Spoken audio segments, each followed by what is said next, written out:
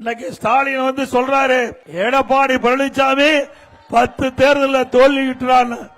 ஸ்டாலின் அவர்களே, நீங்க 2011 ஒப்பா இருக்கின்ற பொழுது எதிர்கட்சி வர முடியல, எதிர்கட்சியா கூட வர முடியல.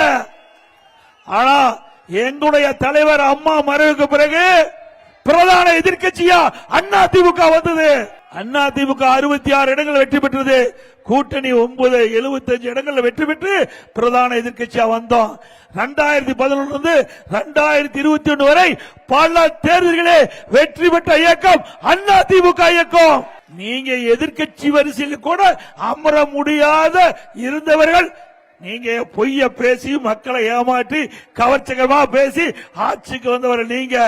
இந்த 5 ஆண்டுல மக்கள் பட்ட துன்பம் வேதனைகள் அத்தனையும் இன்றைக்கு வருகின்ற சட்டமன்ற தேர்தல் மூலமாக வெளிப்படுத்துவாங்க. இனி திமுகவுக்கு இந்த தேர்தலோட இறுதி தேர்தல்.